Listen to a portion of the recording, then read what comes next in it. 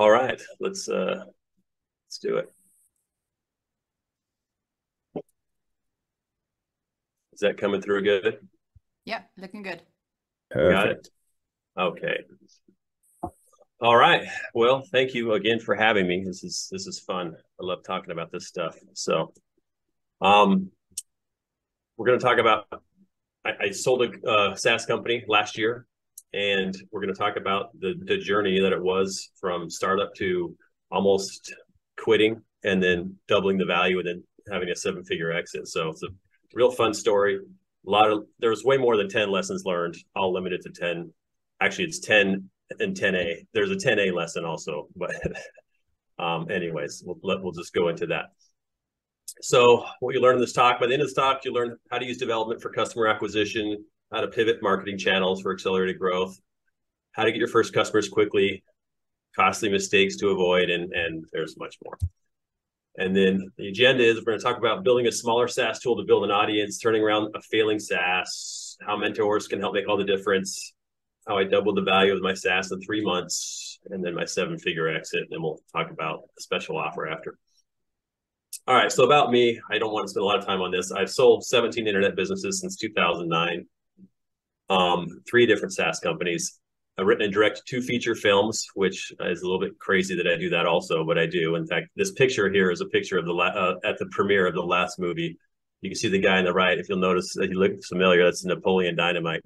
And then I have a wife and 7 kids, and I am a little bit addicted to golf. So cool. So the business that we're going to talk about is SEO Jet, and it was launched in 2017, fully bootstrapped as a solopreneur. I didn't really have any money to put into it, so it was a slow process. But it took about 6 months to reach 5,000 MRR. It plateaued at 20,000 MRR in 2018, and then dropped significantly over the next year down to 13,000 MRR. And then I sold it for 7 figures in 2020. So talk about how we kind of made that transformation. So just to kind of give you a heads of what SEO Jet is. So I've been in the SEO world for over 20 years, and I took a break to go to make a movie for 2 years. When I came back, things had changed a lot, and I noticed that nobody was telling you you could get in big trouble for anchor texts that looked unnatural, right? That was the big penalty that kind of happened in 2011, 2012, around that time. And so when I came back to SEO, no one was talking about what the right way to do it was. Like there was nothing out there that existed that said, do this is how you should build an anchor text profile on your backlinks to do SEO right. And I was like, that's dumb that nobody's solved this problem. So I just said, well, I'll figure it out, and ended up doing a whole bunch of research on #1 ranked pages, and just looked at their backlink profiles and said, all right, what is the anchor text these people are using to rank #1, and categorized all those anchor texts and realized that it was very similar on every single #1 ranked page. So I said, well, I can just build out a link map, that's what I call it, and just know exactly what anchor text to use for every link. Anyway, so I built that for myself, and then I knew immediately that people would want this in the SEO world, just from my experience there. And so I said, all right, let's open this to the public, and that was how SEO Jet was born. So this is a snapshot of the actual app itself. You can see each one of these little things is just like another link you're supposed to get, and then it would keep track of what how natural your backlink profile looks. So that's SEO Jet. Anyways, this is not a pitch. I don't own it anymore, but I thought it was good software.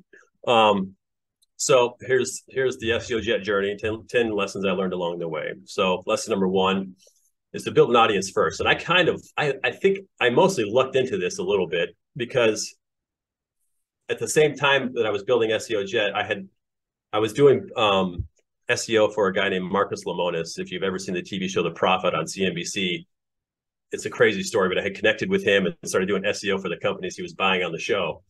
And as I was doing that, I was really worried about, it was a high profile client. I'm worried about getting his, well, first of all, it was hard to build backlinks, right? So I was like, okay, I'm trying to do guest posting because that's the way that everyone was doing it. So I'm looking for places that accept guest posts, and there was no good list out there. It was just a bunch of old lists where a lot of the places didn't accept guest posts anymore. And I was like, that's dumb that there's not curated list of actual sites that take guest posts, right? So I'm like, here's what I'll do. This is before SEO Jet, right? So I'm like, here's what I'll do. I'm just going to spend the hours to create a list, and then I'm just going to charge people for it. So it was like a little mini SaaS, right? So I charged $37 to get access to this curated list that I would keep updated, right? Now I knew all these people were SEO people, so it was just a great, like, it was basically like my tripwire. Although SEO did not exist, SEO Jet didn't exist yet, and I didn't know that I was going to pitch all these people SEO Jet. It was just like worked out that I had just built this list of SEOs that are doing link building, right? So it was a perfect transition. So one of the cool things I did, because it was I knew SEO was going to be the main marketing channel, but I wanted to. Here's a snapshot of the homepage. This looks so busy and terrible, but this is what it was, and it did converted pretty well for back then. Anyways, but it literally was just a list of blogs that accept guest posts, right? And so I didn't want to wait for SEO to kick in because it's a new site. So I came up with an idea to like basically hijack page one of Google by searching for like one of my main key phrases, and then finding a blog post that ranked that wasn't owned by anyone that might be competition, although it really wasn't competition at the time. And then just like reach out to them and be like, hey, will you promote my new tool on your blog post, right? So I searched for blogs that accept guest posts, and I found this guy, bloggerspassion.com, and he just had like a list. It was just like another article for him that was just like to get traffic, right? There wasn't really a purpose, there was no call to action there. So I knew that I could probably get him to accept some money and just let me advertise on the page. So I found two sites that were like this that ranked really well for a lot of the terms that we were trying to go after, and just said, hey, I'll pay you $300 for a lifetime thing on here. And one of the guys said yes, and then the other guy said, well, let's do like 150 a year or something like that. That's unsure. Either one's fine. So like they literally just took my ad. I mean, put it like it was so contextual, right? Like right into the middle of the article. There was nothing that said it was an ad. And, it just like instantly people started signing up, and I started getting traffic and sales. So it was like a really cool little hack, because people are always talking like, how do you get your first customers? Like it was a very fast way to get users quickly, right? Like just to get people using the software and start making money while I waited for SEO to kick in. And SEO did kick in.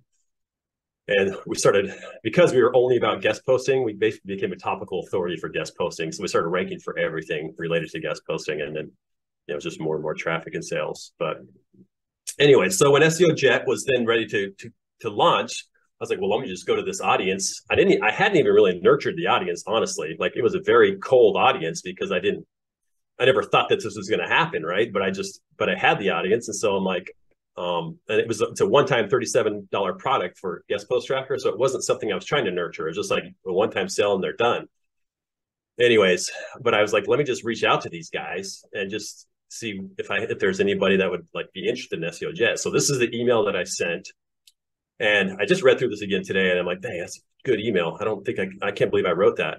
But anyways, it's read it and like use it if you want to, but obviously just change it for what you need. But anyways, it was super effective. Like I think I had 100 people reply and say, yes, I want to try out this new tool you're talking about.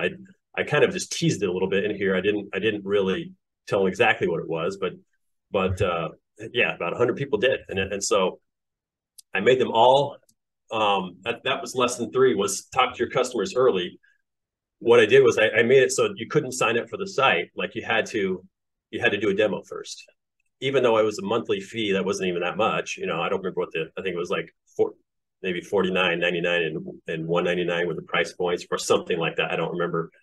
But yeah, you had to request an invitation, and then I would give you a demo, and then I would let you sign up. So for the first 100 customers, I literally did demos all day, every day, just talking to each of them. And it was really, really good because it allowed me to kind of understand where the aha moment was with the customers, right? Like when I'm sitting there explaining the features of the software and they're going, oh, and then you hear that little thing that they do, and you're like, okay, that's the thing that really resonates with the customers. And it was really helpful to know exactly how to sell the software, right? Like, this is the thing people are resonating with. This is what I'm going to focus on when I'm talking in all my marketing copy.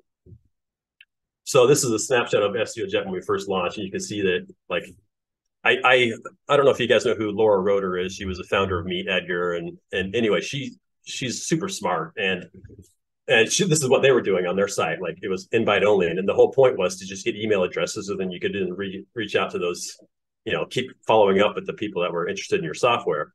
So I literally just copied what they were doing and made it invitation only. So there's not even a pricing page on here that you can see the pricing. And I don't know. At some point, I must have changed that. I don't know when I did, but because I know that the first thing I always do when I go to a SaaS product is see what the pricing is. But anyways, so yeah, so we did invitation only, did demos with all these, and it worked. Like, just like this invitation thing, psychologically, I don't know what it was, but I would just get people every day just requesting an invite, and I had it set up to where 20 minutes after they did that, they get a link that says, "Hey, your invitation was approved. Go ahead and sign up now." It was all automated, but it's just that getting their email address and the psychological trigger. Anyway, so lesson 4, have a flexible business model. So we started, like I said, we got about 5,000 MRR in the first 6 months. A lot of that was from doing those demos. And anyways, I didn't like that SEO. I was competing in SEO, right? Which was the most competitive industry I could be in, because these people all know SEO, right? Like, they're the masters of SEO is who I'm competing with. And they had tons of years of growth and backlinks that I had to compete with. And so it was but I knew that I had to rank well for the software to have any credibility. So anyway, so I didn't like how growth was slow, and I was like, all right, I have to figure out how to increase revenue here. It's growing too slow. And what I realized is that I'm sitting here telling people, here's the links you need to get for any SEO project, but you have to go somewhere else to get them. I'm like, this is stupid. Why don't I just partner with some of these link brokers, or these companies that like do guest post outreach? Why don't I just partner with them and sell these on the back end and just take a cut? Like, why not? Because it's literally I have nothing to lose by doing that, right? So I did that. I reached out to a couple of companies and said, hey, I trust you guys. You guys do a good job. Can you give me a discount that I can then mark up so that I can take a piece of the pie? And we made that agreement. And so, like, literally in the software, you have this little, I call it the easy button, where you just have this order this link now button, and people can go buy it. And literally from the day that I made that live, it was unbelievably good. Like, revenue doubled instantly. It was just like, this is what the people actually wanted. So like, instantly I had two sides of the business, right? I had the MRR side, and then I had the link purchases side. And I think I was taking on average probably about 20 to 25% of whatever that number was, which was significant. Lesson number 5, SEO is not free. Like, everyone starts with SEO because it's like, oh, I can just write some articles and get them to rank.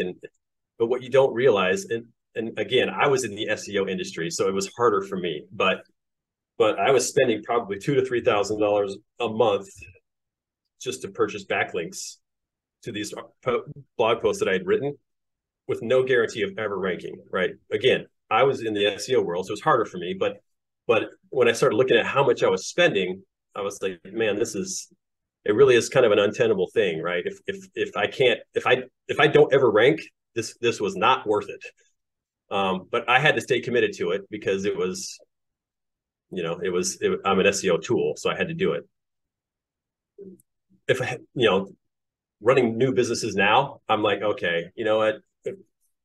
I'm probably going to focus more of the SEO budget on Facebook ads or Google ads, because I know exactly what return I can get with that money. Whereas I didn't ever know what I would get buying backlinks. So if you have a way to get backlinks that's not paying for every single one, $150 to $200, $300 per, then great, then do SEO. But if that's what you're doing, you really need to kind of factor in the cost versus what that money could turn into through a good Facebook ad campaign or Google ad campaign.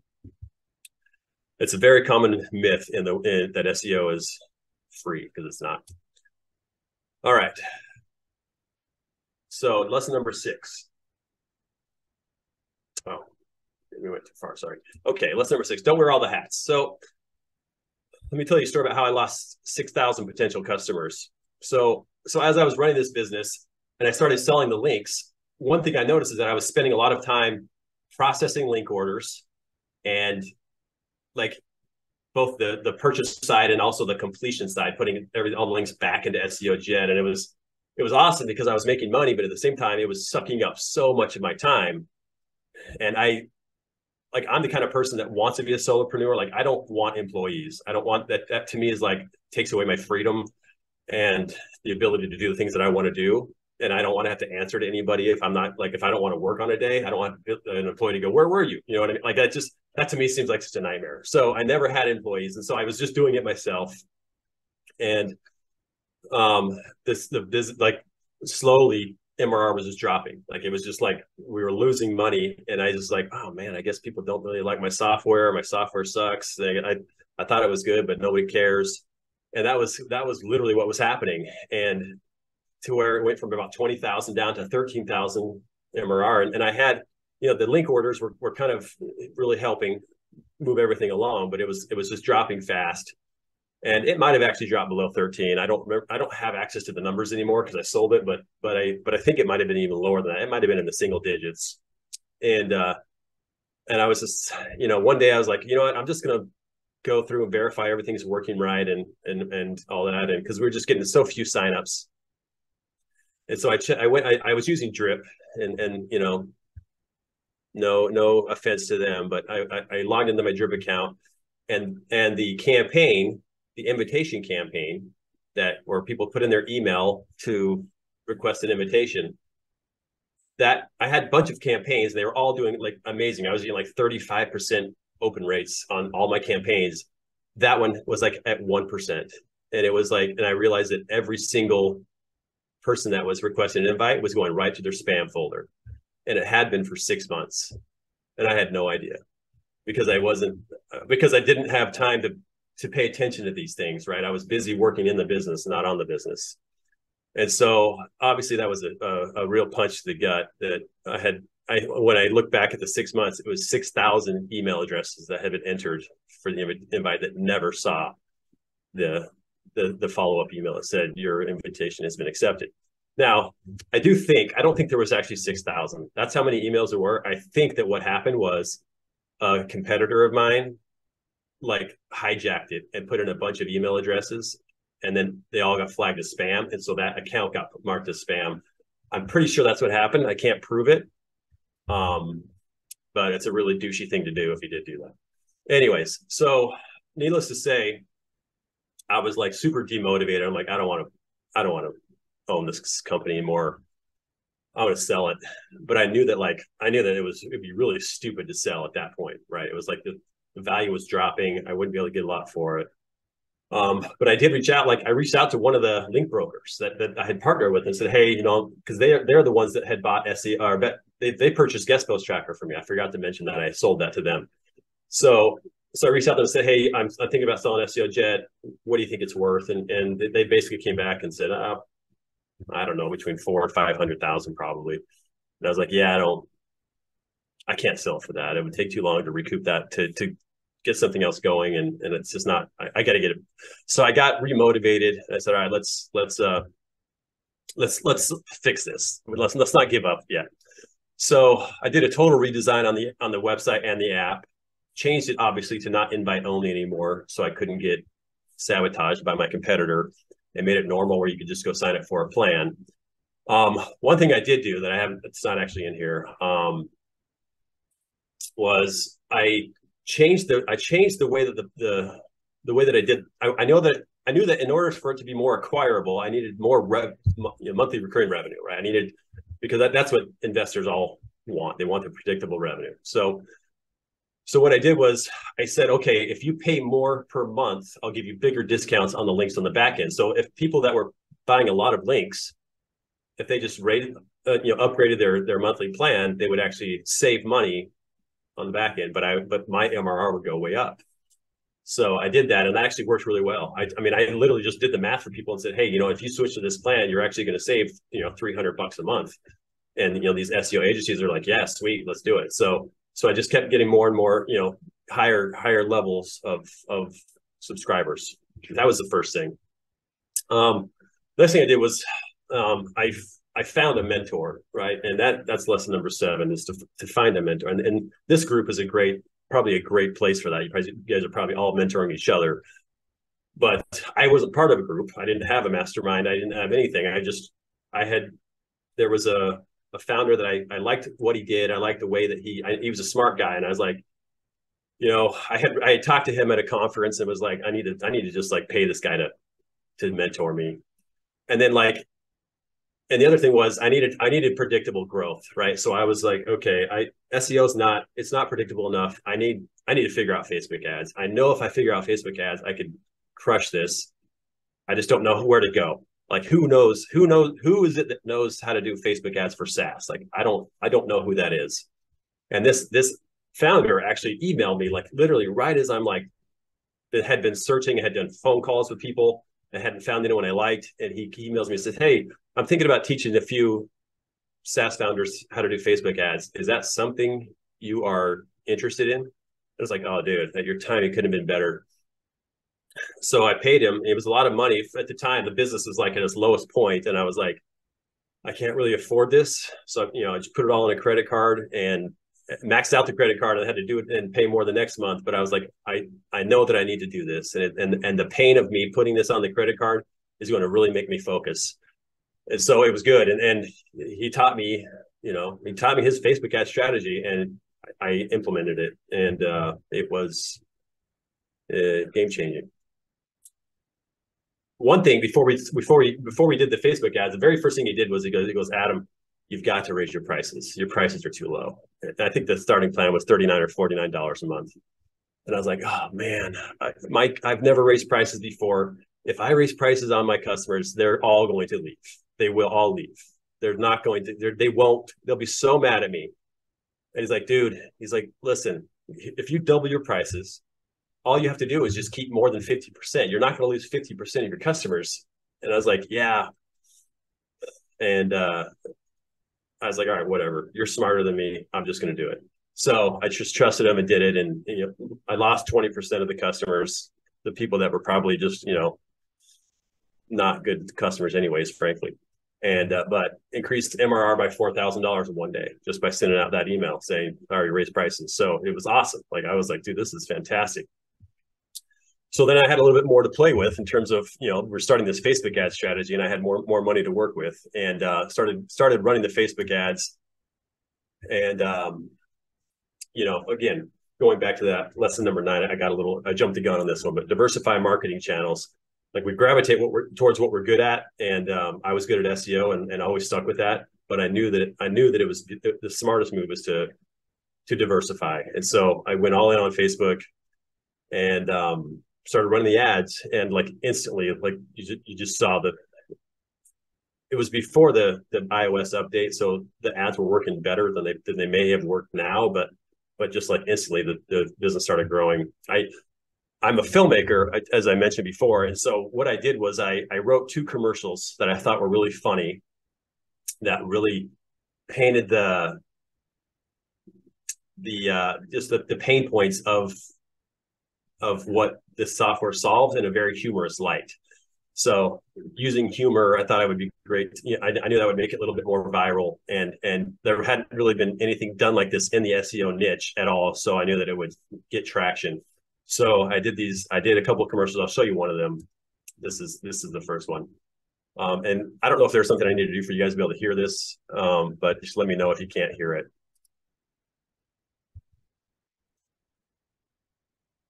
Can you hear it? No? Okay. No, I can't hear it. Can you drop a link in the chat? Yeah. When you said share screen, did you also say share sound? I don't know. This is all so sudden.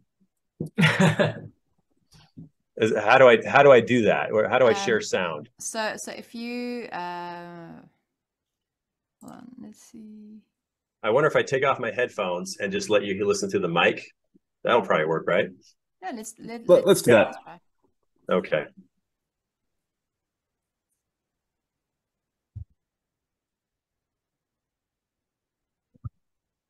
Oh,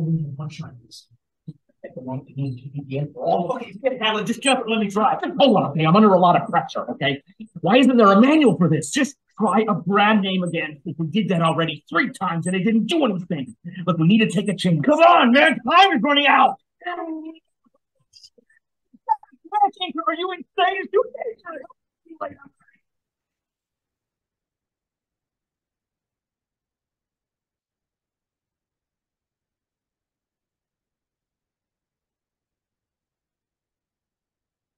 Were you guys link building again? I mean, did you use SEO Jet like I told you this time? Guys, you're killing me. There's just no fun in using SEO Jet.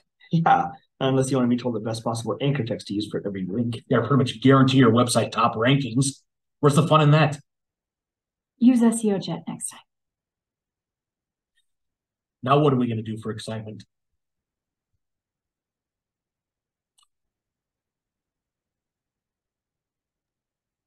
Dude, that's cool. That's brilliant. How did that ad perform? Out of curiosity, I really want to know like how humor works in terms of performance. I said no frozen baseball. You guys want to watch the other one? Yeah, I can do it. Can you hear me? You good? You want to watch the other commercial? Yeah, sure. Can you hear us? Oh, yeah. Let's do the other one.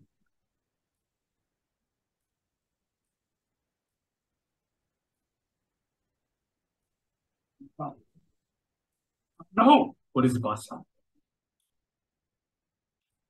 Google update. Every man for himself. Sweetheart, break up the bug out bags. I don't have time to explain.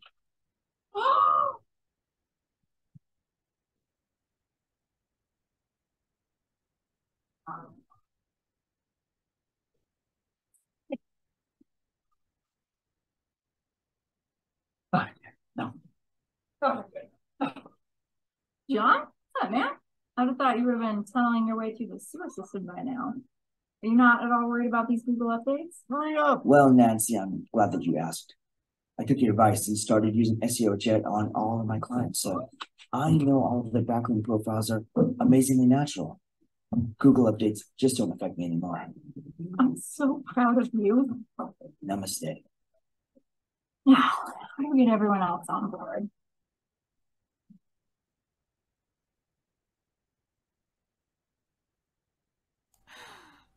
Oh, that's brilliant.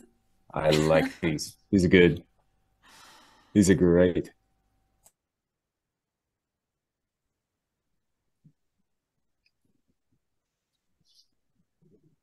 You back at him? These are cool. These are really cool. All right. So those were the 2 commercials. Can I just ask, like, how much work goes into filming something like that? It's a lot more than you would think. Like a lot more. We did it in one day, so that was good. But it was both those were filmed at the same location, obviously the same actors. I'm sure you noticed. So yeah, but it's, you know, filmmaking is always a much more difficult process than what you would think when you see who's behind the camera.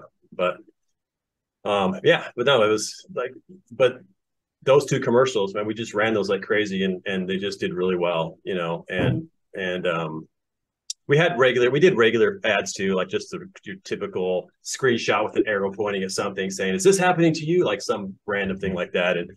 And those also worked. So it wasn't just these, but these were just money. And so it differentiated us from anybody else. And you know, we're, in fact, with SquidVision, we're about to film 2 more of these things.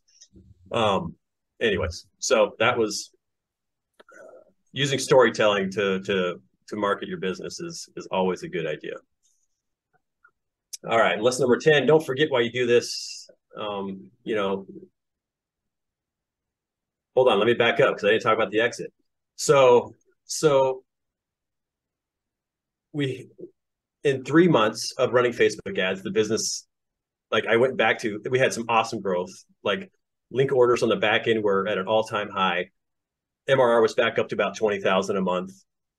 And I went back to the same guy and I said, hey, you know, I'm ready to sell this now. What if you'll give me what it's worth? Because it's on an awesome trajectory right now. The growth rate is fantastic.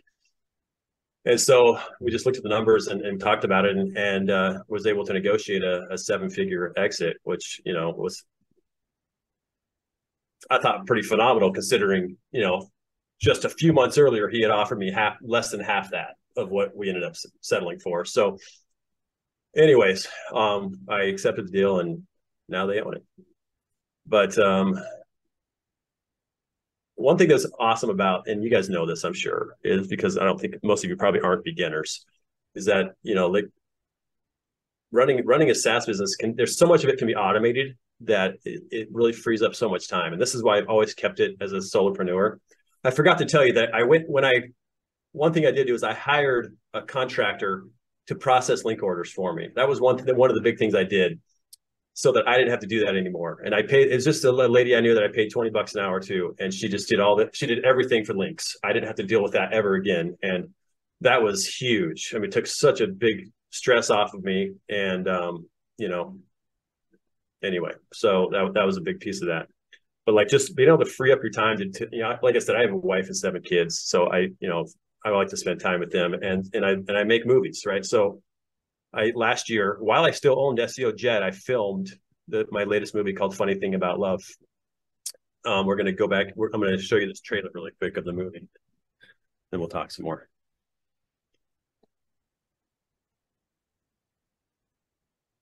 Oh, sometimes you've got to give an ignorant kid a history lesson. Here we go. Somebody on the defensive line, breach that ball.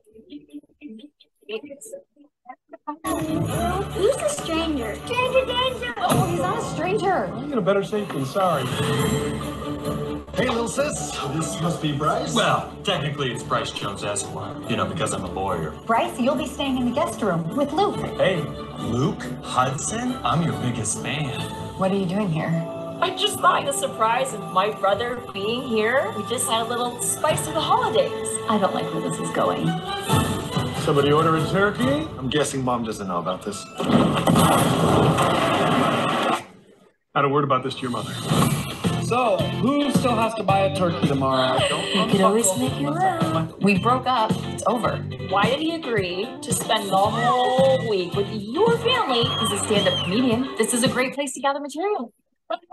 Can you believe this crazy lady? He probably told me his grandpa. He doesn't know my sister. He's gonna say Disney, right? How long you guys been together anyway? About a year. She brought up the M word. Why would she talk to me about murder? I figured if we're going to spend the whole week together, we should take that elephant in the room for a ride, you know? Luke, are you hitting on my mom? She's not in love with him. I can tell by looking in her eyes. He was a tool anyway, okay? You still say tool, right?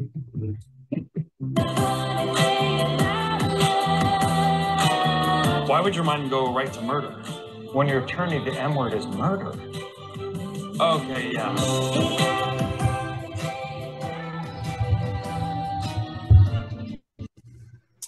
So that was a movie that I wrote and directed. That's the second one. To me, that's like the pure joy in life. It's pure creation is what that is, and like it brings me so much joy. I feel the same joy building a business, a software business, especially because you're always adding and creating, but this is truly pure joy for me. So, anyways, I build SaaS businesses and then I sell them so that I can make movies. Like that's what I do. Getting ready to film another one soon. That looks awesome. Yeah, that looks it's on all so the platforms. Cool. Yeah, it's a fun date night it's a lot like a Hallmark movie, but with humor that men can enjoy. So it's like, that's why I did it. Like, my wife makes me watch all these Hallmark movies. I'm like, these are so dumb. Like, at least give me a little bit of humor. And so I was like, I can do better than this. So I did it. Anyways. All right. Just check it out. Awesome. Lesson 10A, don't film a movie and buy a SaaS company at the same time. This is for all of you who are out there making movies and running a SaaS company, and I know there's a lot of you in this group. While I was getting ready to film, funny thing about love, I had started the process of trying to acquire the company JustReachOut.io 6 months prior. And when you're making a movie, you never know when the funding is going to come in. You don't know when it's going to happen or if it's going to happen, right? So you can't like plan on it. Like you have to plan your life, and then if the movie happens, then great, it happens. Well, that's exactly what happened to me. And like literally 2 weeks before we start filming, the deal closes for JustReachOut. But I've taken on investors. Like, I've made a commitment that I can't go back on, right? So for an entire year, I could not work on JustReachOut, and when there's nobody working on a business, it's not going to grow. So, I had to deal with the fact that when I came back to it, I had a business that wasn't worth as much as I had paid for it. And, now we're just trying to build it back up again. So that's been a process, as I've been building SquidVision, I'm also working on JustReachOut, trying to build that out. JustReachOut, just so you know, it's like to do your own PR outreach, right? So it's PR outreach and then backlink outreach for startups, right? So anytime you want to get press mentions for your SaaS company, like here are the tools to do it. And there's like a master class on how to do it in there. And then also broken link building. There's like some really cool backlink building tools. And that's why I bought it. When I owned SEO Jet, I was like, this is really cool software. That's like the other side of, if you don't want to buy links from people, if you want to do your own outreach, like this is how you would do it, right? And so that's why I purchased this. I thought it was just a really cool way for people to build backlinks naturally for SEO. So that's JustReachOut. Now let's talk about SquidVision for just a minute. So my best friend was the head of analytics for a big Fortune 500 company. One day I was at his apartment and he was like, "Hey, Adam, look at this. Let me show you this cool thing." And he shows me on his computer, he's looking at their website, and it shows me an overlay where it's like you can literally see how much revenue every single button and link had generated that day. And I was like, dude, that's the coolest thing I've ever seen. Like that is awesome, but I'll never be able to. I can't. This is probably $100,000 a month software. I can't. I'll never be able to get this. And I'm like, and like from that day, I could never stop thinking about it. And that was a few years ago. I'm like, I could never stop thinking about that tool. I'm like, I'm going to build this for small businesses. I'm going to figure out how to make this so it's financially viable for small businesses. And so started building, SquidVision, and we were just literally like literally today, finally, like somebody could actually go and sign up. That's how close it is.